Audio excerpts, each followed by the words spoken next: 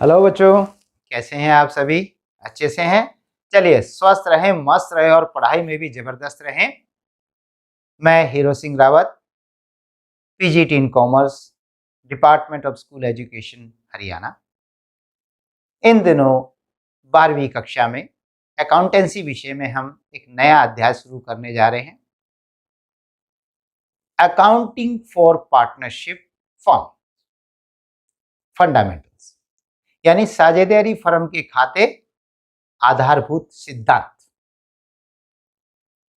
जिसके अंदर हम नेचर ऑफ पार्टनरशिप फर्म, परिभाषा, विशेषताएं,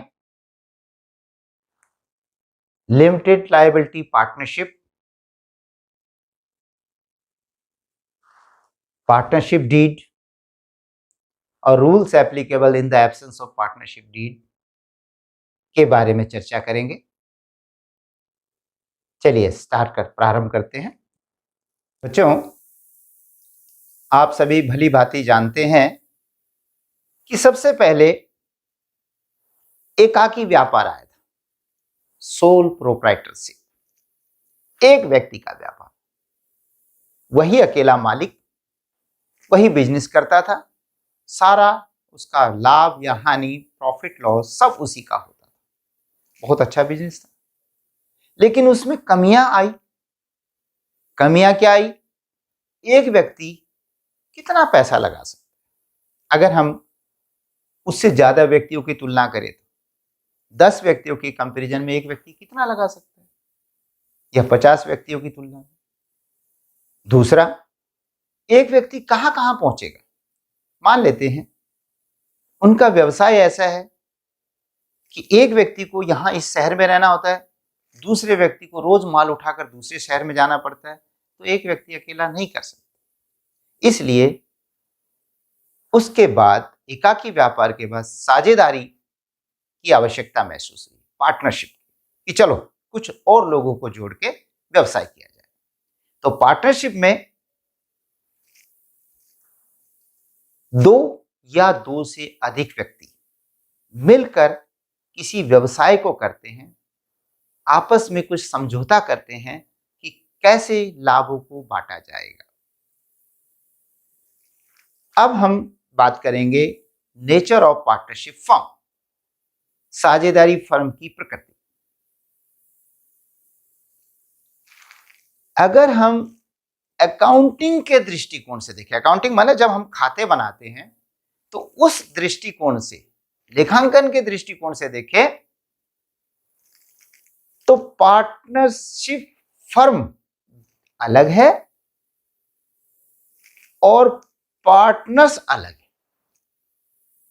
मतलब जब नॉर्मल बिजनेस चल रहा है तो फर्म अलग है, व्यक्ति अलग है। ये अकाउंटिंग के हिसाब से बात करिए। लेकिन जब साझेदारी पे आपदा आती है, मान लेते हैं कि साझेदारी का दिवालिया हो गया, ऐसी अवस्था में साझेदारों को अलग नहीं माना जाता। साझेदारी का नुकसान भुगतने के लिए उनकी व्यक्तिगत संपत्तियों को भी प्रयोग में लाया जाता है। तो हुआ ना कि वो सेपरेट नहीं है। वैसे नॉर्मली सेपरेट है, लेकिन कानून की दृष्टि में सेपरेट नहीं है। तो ये है इसकी नेचर। अब हम करते हैं इसकी परिभाषा। परिभाषा जो है, according to section 4 of Indian partnership act 1932, यानी भारतीय साझेदारी अधिनियम 1932 की धारा 4 के अनुसार, partnership is the relation between persons. Partnership is the relation between persons who have agreed to share the profits of a business carried on by all or any of them acting for all। भारतीय साझेदारी अधिनियम 1932 की धारा 4 के अनुसार साझेदारी उन व्यक्तियों का पारस्परिक संबंध है।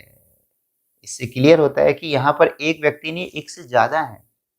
साझेदारी उन व्यक्तियों का पारस्परिक संबंध है जो किसी ऐसे व्यवसाय के लाभों को बांटने के लिए सहमत हुए। एग्रीमेंट है उनके बीच में, जो उन सबके द्वारा अथवा उनमें से किसी एक के द्वारा सबकी ओर से संचालित किया जाता है। यानी पार्टनरशिप सभी भी चला सकते हैं और उनकी ओर से एक व्यक्ति या कुछ व्यक्ति वो भी चला सकते हैं, लेकिन चलाएंगे सबकी ओर से। ठीक है, अब हम इसकी विशेषताओं की चर्चा करते हैं। फीचर्स, साझेदारी की विशेषताएं। टू और मोर पर्सन्स, दो या दो से अधिक व्यक्ति। साझेदारी में बच्चों कम से कम दो व्यक्ति होने चाहिए, उससे नीचे पार्टनरशिप नहीं हो सकती। और अधिक के बारे में पार्टनरशिप एक्ट में वर्णन नहीं है, लेकिन जो कंपनी एक्ट 2013 अभी बना है, उस एक्ट में 50 व्यक्ति तक पार्टनर हो सकते हैं का वर्णन है। तो क्लियर हुआ, कम से कम दो व्यक्ति, और इंडियन कंपनीज एक्ट 2013 के अनुसार 50, मैक्सिमम 50 सदस्य हो सकते हैं। नंबर 2, कॉन्ट्रैक्ट और एग्रीमेंट बिटवीन पार्टनर्स, साझेदारों के बीच अनुबंध या समझौता। बच्चों, पार्टनरशिप एग्रीमेंट से शुरू होती है, ना कि कानूनी तौर से। आप कहेंगे सर ये कानूनी तौर क्या है? आपने हिंदू अनडिवाइडेड फैमिली बिजनेस के बारे में सुना है? हिंदू अविभाजित व्यवसाय के बारे में? उसमें कोई भी बच्चा जन्म लेता है तो वो उसमें ऑटोमेटिकली उसका सदस्य बन जाता है और उसमें हकदार होता है। तो कैसे बना वो? कानून से। लेकिन इसमें पार्टनर्स एग्रीमेंट करते हैं, समझौता करते हैं, वो बात अलग है। समझौता लिखित भी हो सकता है, समझौता मौखिक भी हो सकता है। वैसे अच्छा कौन सा है? अच्छा लिखित, क्योंकि जब कभी मुसीबत आती है तो उस वक्त ये बड़ा काम आता है। मौखिक को सिद्ध करना पड़ जाता है, लेकिन लिखित तो सामने ही होता है। खैर, दोनों तरीके चलते हैं। जैसे खासकर कोई मित्र होते हैं तो मित्र कई बार मौखिक में ही समझौता कर लेते हैं। तो ये क्लियर हुआ। नेक्स्ट है existence of business and profit motive, यानी व्यवसाय का अस्तित्व एवं लाभ कमाने का उद्देश्य। अगर बिजनेस ही नहीं है तो पार्टनरशिप नहीं है। ऐसे भी बहुत सारे काम हैं जहां पर बहुत सारे लोग मिलकर काम कर रहे हैं। जैसे मान लीजिए किसी धर्मशाला या किसी मंदिर के लिए लोग कार्य कर रहे हैं, पैसा इकट्ठा कर रहे हैं, पर बिजनेस नहीं कर रहे, तो वो पार्टनरशिप नहीं है। इसी तरह से उनका पहली तो बात बिजनेस होना चाहिए, और दूसरी बात है कि प्रॉफिट मोटिव होना चाहिए। उनका मकसद लाभ कमाना होना चाहिए, और लाभ का बंटवारा भी। तो लाभ कमाने का मकसद होना आवश्यक है। उसके बाद अगला पॉइंट है relationship of owner and agent. प्रत्येक साझेदार व्यवसाय का मालिक है।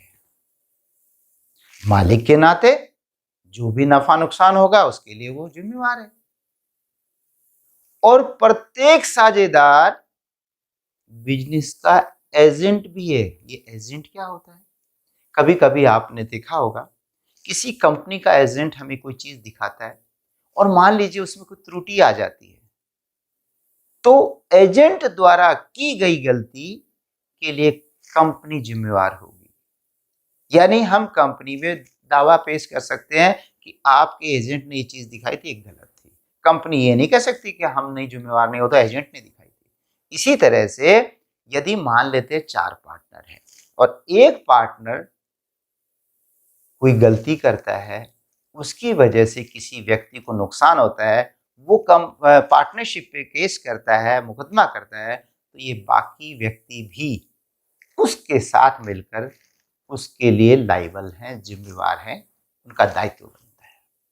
ठीक है, तो क्या मतलब समझ में आया कि प्रत्येक साझेदार साझेदारी का एजेंट भी है और स्वामी भी है।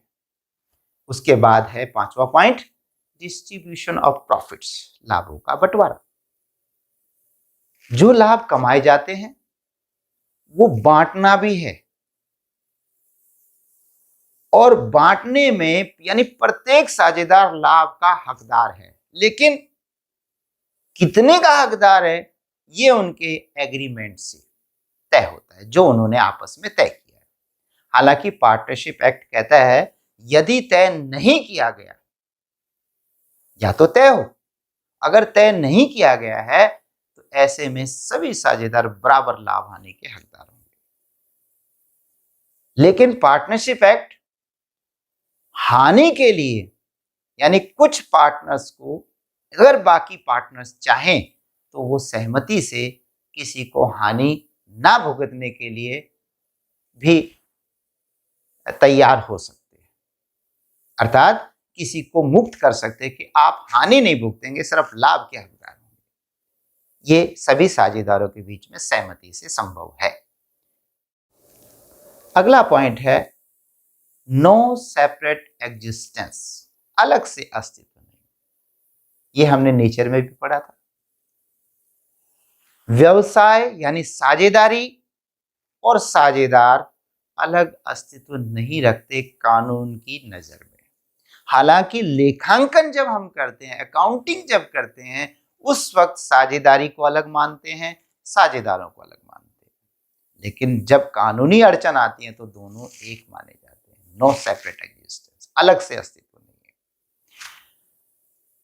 उसके बाद है business carried on by all और any of them acting for all, यानी व्यवसाय का संचालन सभी द्वारा अथवा सभी की तरफ से कुछ साझेदारों द्वारा किया जा सकता है। यानी व्यवसाय को या तो सभी साझेदार चलाएंगे अथवा कुछ को ये काम सौंपा जा सकता है कि आप कीजिए, लेकिन फिर वही बात, लाभ सभी पाएंगे और वो उनके बीच में जो समझौता है, एग्रीमेंट है, उसके अनुसार पाएंगे। ठीक है, ये जो उपरोक्त हमने विशेषताएं बताई है, ये सभी विशेषताओं का होना एक साझेदारी के लिए आवश्यक है। अगर इनमें से कोई भी विशेषता नहीं है किसी साझेदारी में तो वो साझेदारी नहीं कहलाएगी। लेकिन कुछ और भी हैं जो इस प्रकार से हैं। Restriction on transfer of share, यानी हितों के हस्तांतरण पर प्रतिबंध। साझेदारी में कोई साझेदार अपना हिस्सा किसी थर्ड पर्सन को, थर्ड पार्टी को बिना पुराने साझेदारों के, वर्तमान साझेदारों के ट्रांसफर नहीं कर सकता। जैसे मान ले 4 पार्टनर और ये जाना चाहता है और ये किसी शहर के किसी यूं कहें दमदार व्यक्ति को, या कोई जैसे यूं समझ लीजिए जैसे दादा टाइप में होता है, उस व्यक्ति को अपना हिस्सा बेच दे। ऐसा संभव नहीं है जब तक ये तीनों रजामंदी नहीं देते। तो ये क्या करे, ये इन तीनों से कहेगा मैं जाना चाहता हूं, मेरा हिस्सा आप ले लीजिए, मुझे उसके पैसे दे दीजिए, जो मेरी पूंजी और मेरी ख्याति वगैरह और मेरा लाभ वगैरह बनता है वो सब मुझे दे दीजिए। अगर ये तीनों में से कोई दे देता है तो ठीक है, अगर तीनों संभव नहीं कर पा रहे तो वो उसे इजाजत देते कि आप किसी और को दे दीजिए, लेकिन फिर भी अंत में इन सब की सहमति आवश्यक है। तो यही कहा गया है कि इसमें restriction on transfer of share, कि अपने जो हिस्सा है उसको हस्तांतरित नहीं कर सकते इतनी आसानी से। ठीक है। उसके बाद है म्यूचुअल ट्रस्ट। म्यूचुअल ट्रस्ट का मतलब है कि जैसे, क्योंकि साझेदारी जो है समझौता, जो साझेदारी समझौता आपसी सदविश्वास पर निर्भर करता है। प्रत्येक साझेदार की ये जिम्मेवारी है कि वो दूसरे साझेदारों से अच्छा व्यवहार करे, सदव्यवहार करे, और साथ में जो भी सूचनाएं हैं व्यवसाय की वो उनके साथ शेयर करे। ठीक है। तो ये म्यूचुअल ट्रस्ट भी माना गया है कि आपसी जो है सदविश्वास होना चाहिए, मैं आपके प्रति लॉयल रहूं और आप मेरे प्रति लॉयल रहें। तो इस प्रकार से हमने इसकी विशेषताओं का वर्णन किया है। ठीक है बच्चों, अब हम करेंगे राइट्स ऑफ ए पार्टनर। साझेदार के अधिकार क्या है? पहला अधिकार है लाभ हानि में हिस्सा पाने का अधिकार। प्रत्येक साझेदार को लाभ में हिस्सा पाने का अधिकार है जितना निश्चित किया गया है, और निश्चित नहीं है तो ऐसी दशा में सबको बराबर लाभ पाने का हक है। व्यवसाय के संचालन में भाग लेने व परामर्श देने का अधिकार। प्रत्येक साझेदार व्यवसाय के संचालन में भाग ले सकता है, उसको रोक नहीं सकते कि आप काम नहीं करेंगे। और परामर्श देने का अधिकार भी है, सलाह देने का अधिकार भी है, हम उसे रोक नहीं सकते कि आप सलाह नहीं देंगे। पार्टनर है, हर लाभ हानि का हकदार है, तो हर बात के लिए वो भी जिम्मेवार है, तो वो काम भी करेगा और साथ में परामर्श भी दे सकता है। परामर्श देना मतलब आवश्यक नहीं कि माना ही जाए, लेकिन परामर्श दिया जा सकता है। तीसरा है व्यवसाय की लेखा पुस्तकों की जांच करने और प्रतिलिपि लेने का अधिकार।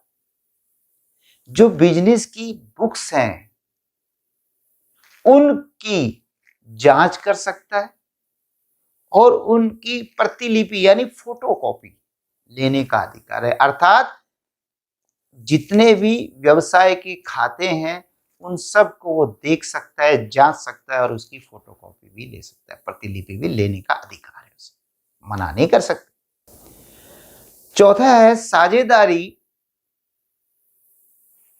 साझेदार साझेदारी की संपत्ति के संयुक्त स्वामी होते हैं। साझेदार साझेदारी की संपत्ति के संयुक्त स्वामी होते हैं, अर्थात सब उसके मालिक होते हैं। पहले भी बताया उनका अनुपात के अनुसार होते हैं, लेकिन होते हैं। पांचवा है प्रत्येक साझेदार उचित नोटिस देकर फर्म से अवकाश ग्रहण करने का अधिकार रखता है। अगर किसी साझेदार को साझेदारी से जाना है तो वो एक उचित नोटिस, एक समय जो निर्धारित है कि इतने दिन पहले नोटिस देना, वो नोटिस समय पर देकर और वो संस्था छोड़ सकता है। छठा पॉइंट है साझेदार द्वारा व्यवसाय को दिए गए ऋण पर पूर्व निर्धारित दर से अथवा पूर्व निर्धारित दर ना होने पर प्रतिवर्ष 6% प्रतिवर्ष वार्षिक की दर से ब्याज पाने का अधिकार होता है। अगर किसी साझेदार ने फर्म को लोन दे रखा है, मैं कैपिटल की बात नहीं कर रहा, कैपिटल तो देनी पड़ती है सबको, लेकिन लोन की बात कर रहा हूं, लोन, ऋण। अगर किसी साझेदार ने फर्म को उनकी जरूरत पर लोन दिया हुआ है तो उसे ब्याज मिलेगा, और वो भी जो दर निश्चित की गई होगी, 10%, 12%, 15%, जो भी दर निश्चित की होगी उसके हिसाब से वार्षिक ब्याज मिलेगा। लेकिन अगर रेट ऑफ इंटरेस्ट तय नहीं किया गया था तो 6% पर एनम, ये पर एनम जरूर कहा जाए, वार्षिक जो वो है वो जरूर बोलना है कि 6% वार्षिक की दर से। ये वार्षिक क्या होता है कि भाई दी उसने 3 ही महीने के लिए दिया है तो 6% के हिसाब से 3 महीने का, अगर 6 महीने का दिया तो 6 महीने का, और पूरे साल का तो फिर तो 6% होगा, तो उस हिसाब से उसे ब्याज पाने का अधिकार। साझेदार द्वारा व्यवसाय के लिए किए गए व्यय को फर्म से वापस पाने का अधिकार। अगर किसी पार्टनर ने फर्म के काम के लिए कोई खर्चा किया है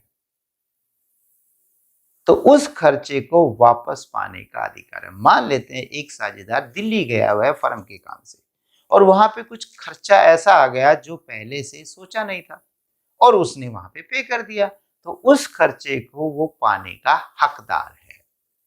ठीक है, तो ये थे राइट्स ऑफ ए पार्टनर।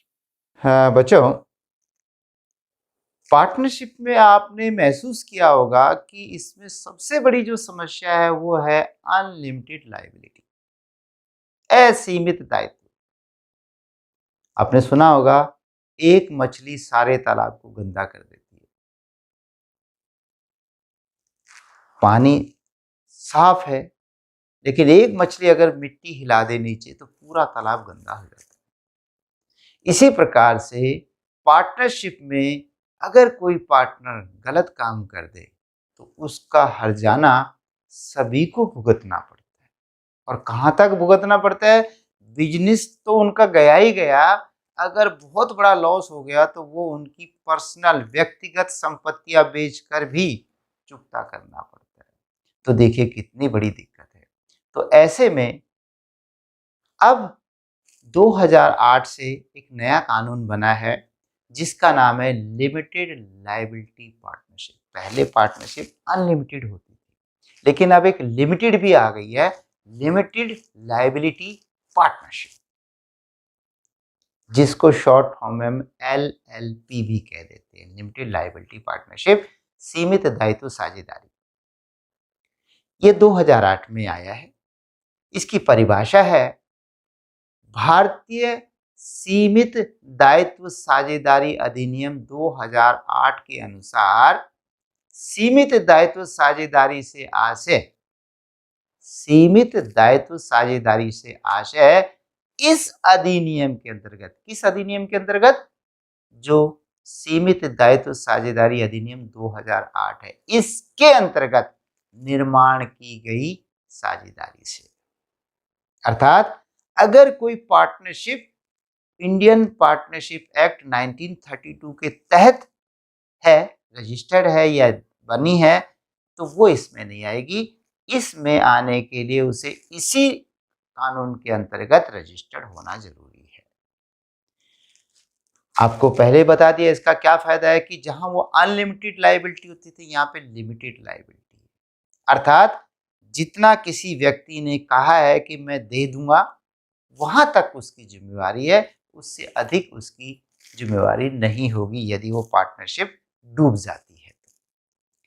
तो अब हम नेचर या features of limited liability partnership करेंगे, यानी सीमित दायित्व साझेदारी की प्रकृति या अथवा विशेषताएं। लिमिटेड लायबिलिटी पार्टनरशिप एक निगमित संस्था है, बॉडी कॉर्पोरेट है, जिसकी स्थापना एवं समावेलन इस अधिनियम के अंतर्गत किया गया है। अगर कोई लिमिटेड लायबिलिटी पार्टनरशिप है तो वो ऐसे नहीं है कि घर बैठे बन जाए, इस कानून के अंतर्गत रजिस्टर्ड होना आवश्यक है। जबकि पार्टनरशिप में ऐसा था कि कोई रजिस्ट्रेशन करवाए चाहे ना करवाए, लेकिन इसमें रजिस्ट्रेशन अनिवार्य है। तो ये बॉडी कॉर्पोरेट है जिसकी स्थापना एवं समामेलन इस अधिनियम के अंतर्गत किया गया। लिमिटेड लायबिलिटी पार्टनरशिप का स्थायी जीवन होता है, परपेचुअल एग्जिस्टेंस होता है।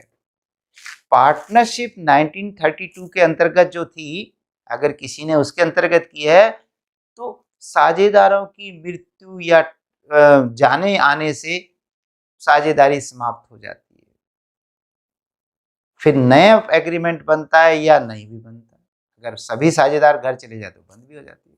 लेकिन इसमें परपेचुअल एग्जिस्टेंस होता है, यानी इसका स्थायी जीवन होता है। किसी साझेदार के आने जाने से साझेदारी खत्म नहीं होती, वो चलती रहती है, क्योंकि वो कानून के अंतर्गत बनी हुई है, रजिस्टर्ड है।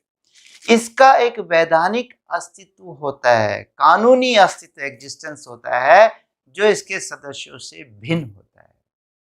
उसमें कानून की नजर में पार्टनर्स यानी साझेदार और साझेदारी एक ही थे, लेकिन इसमें इस कानून के अंतर्गत अगर कोई साझेदारी रजिस्टर्ड होती है तो साझेदारी अलग है और साझेदार अलग है। अर्थात लिमिटेड लायबिलिटी पार्टनरशिप के साझेदारों में किसी परिवर्तन से लिमिटेड लायबिलिटी पार्टनरशिप के अस्तित्व, अधिकारों और दायित्वों पर कोई प्रभाव नहीं पड़ता।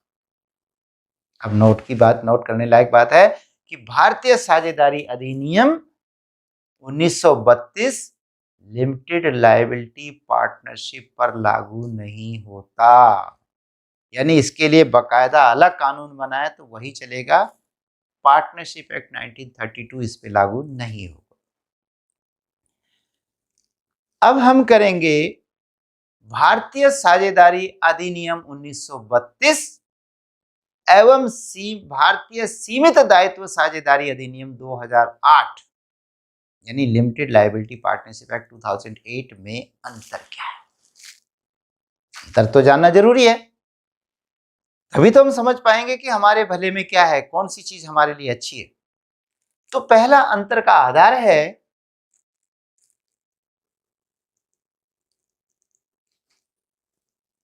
लागू अधिनियम, कौन सा एक्ट कहां लागू होता है। जो साझेदारी अधिनियम 1932 है उसमें इस पर भारतीय साझेदारी अधिनियम 1932 लागू होता है, और जो सीमित दायित्व साझेदारी अधिनियम है वह है अधिनियम 2008, उसमें इस पर भारतीय सीमित दायित्व साझेदारी अधिनियम 2008 लागू होता है। दूसरा है पंजीकरण की अनिवार्यता, यानी किसको रजिस्टर्ड करवाना जरूरी है। साझेदारी अधिनियम 1932 में स्वैच्छिक है, वॉलंटरी है, करवाओ तो ठीक है, ना भी करवाओ तो भी चलेगा। लेकिन इन्हें कंपनी रजिस्ट्रार के पास पंजीकरण करवाना अनिवार्य है, यानी कंपलसरी होता है। गौर करने की चीज है, कंपनी रजिस्ट्रार के पास जाना पड़ेगा। तो कंपनी रजिस्ट्रार के पास जाकर आपको रजिस्टर करवाना पड़ेगा, तब आपकी साझेदारी लिमिटेड लायबिलिटी पार्टनरशिप कहलाएगी। तीसरा है नियमित संस्था, बॉडी, कॉर्पोरेट का साझेदार बनना। इस अधिनियम के अंतर्गत निगमित संस्था इसकी साझेदार नहीं बन सकती, यानी कोई जो बॉडी कॉर्पोरेट कोई संस्था है और वो पार्टनर बनना चाहे तो वो नहीं बन सकती। जबकि इस अधिनियम के यानी जो लिमिटेड लायबिलिटी पार्टनरशिप एक्ट 2008 है उसके अंतर्गत बॉडी कॉर्पोरेट इसकी साझेदार बन सकती है। साझेदारी में तो सिंपल साझेदारी में तो व्यक्ति बनेंगे, और इसमें व्यक्ति भी बन सकते हैं, और कोई बॉडी कॉर्पोरेट है जैसे कोई कंपनी वगैरह है वो भी इसमें लिमिटेड लायबिलिटी पार्टनरशिप में सदस्य बन सकती है। अगला है परपेचुअल एग्जिस्टेंस, किसका स्थायी जीवन है। ये तो हम थोड़ी देर पहले चर्चा कर चुके कि इसका स्थायी जीवन नहीं होता। किसका जीवन नहीं होता? साधारण सिंपल पार्टनरशिप का, जबकि एलएलपी का स्थायी जीवन होता है। अगला है निर्माण, इसका निर्माण ठहराव द्वारा होता है। पार्टनरशिप में एग्रीमेंट होगा तब पार्टनरशिप बनेगी, और इसका निर्माण कानून द्वारा होता है। कानून में यानी रजिस्टर करवाओगे तब होगा, आपस में सिर्फ ठहराव से नहीं बनेगा। अगला है साझेदारों की संख्या, यानी कितने पार्टनर्स होते हैं। तो जो पार्टनरशिप है उसमें सदस्यों की न्यूनतम संख्या 2 है और अधिकतम संख्या 50 हो सकती है। लेकिन एलएलपी में इसके सदस्यों की न्यूनतम संख्या तो 2 ही रहेगी, लेकिन अधिकतम संख्या पर कोई प्रतिबंध नहीं है, कोई कंडीशन नहीं लगेगी। उसके बाद है संपत्तियों का स्वामित्व। फर्म किसी भी संपत्ति की स्वामी नहीं हो सकती, इसमें साझेदार ही संपत्तियों के स्वामी होते हैं, क्योंकि सिंपल पार्टनरशिप में पार्टनर और पार्टनरशिप अलग अलग नहीं है कानून की नजर में, इसलिए उसके मालिक पार्टनर ही कहलाते हैं। वो जिम्मेवार भी होते हैं और वो हकदार भी होते हैं संपत्ति के। जबकि लिमिटेड लायबिलिटी पार्टनरशिप का स्वतंत्र अस्तित्व होने के कारण यह संपत्ति की स्वामी हो सकती है। मतलब जो संपत्तियां व्यवसाय की हैं उनकी स्वामी लिमिटेड लायबिलिटी पार्टनरशिप बन सकती है। पृथक वैधानिक अस्तित्व, इसका पृथक वैधानिक अस्तित्व नहीं होता, अलग अस्तित्व नहीं होता, पार्टनर के साथ ही रहती है। जबकि लिमिटेड लायबिलिटी पार्टनरशिप का अस्तित्व पृथक होता है। और अब आगे है दायित्व का सीमित या असीमित होना। पार्टनरशिप एक्ट 1932 में साझेदारों का दायित्व अनलिमिटेड होता है। इसी अनलिमिटेड की कमी की वजह से तो लिमिटेड लायबिलिटी पार्टनरशिप बनी है। और दूसरी तरफ लिमिटेड लायबिलिटी पार्टनरशिप के साझेदारों के अंशदान तक सीमित होता है। जितना उन्होंने कंट्रीब्यूशन देना है, जिसका तय कर रखा है या दिया हुआ है, वहीं तक सीमित होता है। ये नहीं कि उनकी घर की संपत्तियां भी व्यवसाय के दायित्व भुगतान करने में प्रयोग कर ली जाएंगी। ठीक है, तो ये थे दोनों में अंतर। अब आप अच्छे से समझ गए होंगे कि आज ये सुधरा हुआ रूप है। जो पहले पार्टनरशिप थी उसमें जो कमियां थी उनको सुधारा गया। अब हम करेंगे पार्टनरशिप डीड। साझेदारी संलेख। साझेदार व्यवसाय को जब चलाते हैं तो उससे पहले ही वे जिन बातों पर सहमत हो जाते हैं, किस तरह से व्यापार चलाएंगे, अगर कभी डिस्प्यूट हुआ तो इसका हल कैसे निकलेगा, किसको क्या अधिकार रहेगा, उन सारी चीज़ों को अगर लिखित में रख लिया जाए तो उसी को साझेदारी संलेख कहा जाता है। और इसे हम आर्टिकल ऑफ पार्टनरशिप यानी साझेदारी के अंतर्नियम भी कह देते हैं। आइए इसके बारे में चर्चा करते हैं कि इसके अंदर क्या चीज़ें होती हैं। जैसे कि name and addresses of firm, firm का नाम क्या रहेगा, इसका एड्रेस क्या रहेगा। इसी तरह साझेदारों के नाम और उनके पते भी लिखे जाते हैं। Nature of the business the firm proposes to do, व्यवसाय की प्रकृति क्या होगी जिसे करने जा रहे हैं, किस प्रकार का व्यवसाय होगा, साझेदार कितनी पूंजी देंगे, उन पर उन्हें किस रेट से ब्याज मिलेगा। इसी प्रकार कोई साझेदार ड्राइंग कर सकता है तो कितनी ड्राइंग कर सकता है और उस पर उससे कितना ब्याज लिया जाएगा, किस दर से। लाभ हानि अनुपात यानी प्रॉफिट शेयरिंग रेशियो की साझेदारों के बीच में लाभ किस प्रकार से बांटा जाएगा। गुडविल कैसे कैलकुलेट की जाएगी, कौन से मेथड का प्रयोग किया जाएगा। खातों की जांच निरीक्षण किस प्रकार से होगा, निरीक्षक का अपॉइंटमेंट कैसे होगा। ड्यूरेशन ऑफ पार्टनरशिप, साझेदारी का समय कितना रहेगा, किस प्रकार की रहेगी या साझेदारी ऐच्छिक रहेगी। इन सारी चीज़ों को पहले से लिख लेना ही ज़्यादा अच्छा रहता है। हालांकि साझेदारी अधिनियम इसके लिए बाध्य नहीं करता कि लिखित में ही होना चाहिए, मौखिक भी चलता है, लेकिन किसी डिस्प्यूट के मामले में लिखित समझौता ज़्यादा अच्छा कारगर सिद्ध होता है। इसके अलावा एडमिशन या रिटायरमेंट ऑफ पार्टनर किस प्रकार से होगा, क्या शर्तें रहेंगी, सेटलमेंट ऑफ डिस्प्यूट्स, कोई विवाद हो जाए उसका कैसे निपटारा होगा, किसी साझेदार द्वारा किए गए कार्य के लिए उसे कितनी सैलरी दी जाएगी, कमीशन इत्यादि दिया जाएगा कि नहीं दिया जाएगा, ये सारी बातें पहले से तय कर लेनी चाहिए। ठीक है, इसी को हम पार्टनरशिप डीड कहते हैं, साझेदारी संलेख या आर्टिकल ऑफ पार्टनरशिप भी कहते हैं। अब चलते हैं हम आगे, rules applicable in the absence of partnership deed. अगर साझेदारी समझौता नहीं हुआ या कुछ पॉइंट छूट गए जो हमारे ध्यान में नहीं आए, तो उनका निपटारा कैसे होगा। तो उसके लिए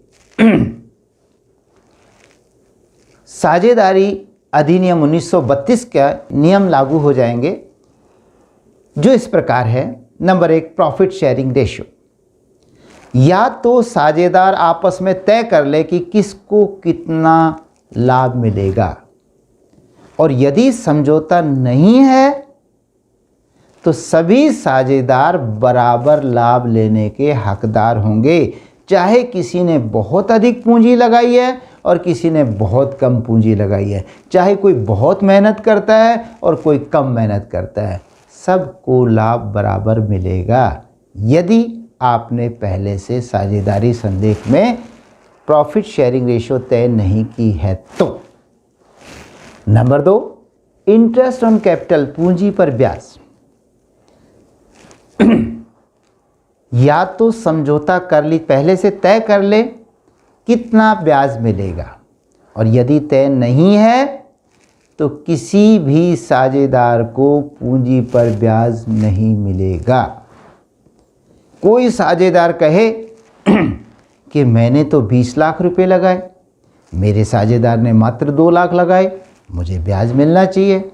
अब नहीं, या तो पहले से समझौता करो, और समझौता नहीं है तो पार्टनरशिप एक्ट कहता है किसी को ब्याज नहीं मिलेगा। इंटरेस्ट ऑन ड्राइंग्स, इसी प्रकार यदि किसी ने ड्राइंग किया है तो उससे ब्याज नहीं लिया जाएगा। Interest on partners loan to firm, साझेदारों द्वारा फर्म को प्रदत्त ऋण पर ब्याज। अगर किसी साझेदार ने फर्म को लोन दे रखा है तो क्या उसे ब्याज पाने का हक है? यदि साझेदारी संलेख में ना लिखा गया हो तो उसे तब भी ब्याज पाने का हक है। या तो तय हो कितने दर से मिलेगा, और अगर दर तय नहीं की गई है तो पार्टनरशिप एक्ट 1932 कहता है कि उसे 6% पर एनम के हिसाब से इंटरेस्ट पाने का अधिकार है। तो ये याद रखें, या तो रेट ऑफ इंटरेस्ट दिया होगा, नहीं दिया है तो भी किसी साझेदार को उसके द्वारा दिए गए ऋण पर 6% वार्षिक ब्याज पाने का अधिकार रहेगा। इसी प्रकार सैलरी टू ए पार्टनर, क्या किसी पार्टनर को सैलरी पाने का अधिकार है? यदि साझेदारी संलेख में इसका वर्णन नहीं है तो किसी साझेदार को सैलरी, कमीशन इत्यादि पाने का अधिकार नहीं है। लेकिन यदि उसने अपनी बिल्डिंग किराए पे दे रखी है, तो उसका उसे किराया पाने का हक है, लेकिन सैलरी इत्यादि नहीं मिलेगी। कोई बाद में कहता रहे सर मैं प्रतिदिन सबसे ज़्यादा काम करता था, मेरे पार्टनर काम नहीं करते थे, तो मुझे सैलरी मिलनी चाहिए, तब भी नहीं मिलेगी। इसीलिए तो कहते हैं कि पार्टनरशिप डीड अच्छे से पहले से तैयार कर लिया जाए। Participation in operation of firm, firm के संचालन में भाग लेने का अधिकार फिर भी रहेगा। पहले से तय है तो भी ठीक है, नहीं है तो भी हर पार्टनर का अधिकार रहेगा। Admission of a new partner, क्या किसी नए साझेदार का एडमिशन कैसे हो सकता है? हो सकता है केवल सबकी सहमति से। Checking of firms account, firm के खाते चेक करना, जांच करना, अधिकार रहेगा। पार्टनर के पास ये अधिकार फिर भी रहेगा कि वो साझेदारी के खातों की जांच कर सकता है और उसकी प्रतिलिपि, जिसे फोटोकॉपी कहते हैं, वो भी ले सकता है। अब एक नोट करने की बात है, सभी साझेदारों की सहमति से उपरोक्त प्रावधानों में परिवर्तन किया जा सकता है। जो चीज़ हमने पहले से नहीं की और अगर सभी साझेदार सहमत हो जाएं तो बदलाव कर सकते हैं। ऐसा नहीं है कि पहले से नहीं था तो होगा ही नहीं, अगर सहमत हैं तो किया जा सकता है। और दूसरी बात, यदि साझेदारी संलेख में साझेदारों की पूंजी पर ब्याज का प्रावधान है तो यह केवल लाभ की राशि तक ही दिया जा सकता है। फिर से सुनिए, अगर ब्याज का प्रावधान नहीं है, पूंजी पर ब्याज का प्रावधान नहीं है तो ब्याज मिलेगा ही नहीं। और मान लीजिए प्रावधान है, फिर तो मिलना चाहिए, मिलेगा, लेकिन कहाँ तक मिलेगा? जितना लाभ उपलब्ध है वहीं तक दिया जा सकता है। यदि हमारे पास लाभ थोड़ा है तो ब्याज भी थोड़ा ही मिलेगा। ये नहीं कि यदि ब्याज बहुत बनता, मान लीजिए ब्याज 5 लाख बनता है और हमारे पास लाभ उपलब्ध 2 लाख है तो हम 5 लाख उन्हें नहीं देंगे, हम 2 लाख तक का ही देंगे। और कैसे, किस अनुपात में देंगे? लाभ हानि रेशो में नहीं, उन सब का जितना जितना ब्याज बनता है उस ब्याज का अनुपात निकाल लिया जाएगा, उससे एक नई रेशो निकाली जाएगी और उस रेशो में उन सबको ब्याज बांट दिया जाएगा, लेकिन लाभों तक ही दिया जाएगा, उससे अधिक नहीं। हाँ, अगर बिल्कुल स्पष्ट लिखा हुआ है कि हर हालत में ब्याज देना है लाभ को ना देखते हुए, तब तो पूरा ब्याज देना पड़ेगा, चाहे उसकी वजह से फर्म को लॉस हो जाए। ठीक है, तो ये था हमारा कि rules applicable in the absence of partnership deed. मुझे लगता है कि आपको अच्छे से समझ में आ गया होगा। आज का लेक्चर यहीं समाप्त करते हैं, अगले लेक्चर में फिर मिलेंगे। Okay, bye bye, take care.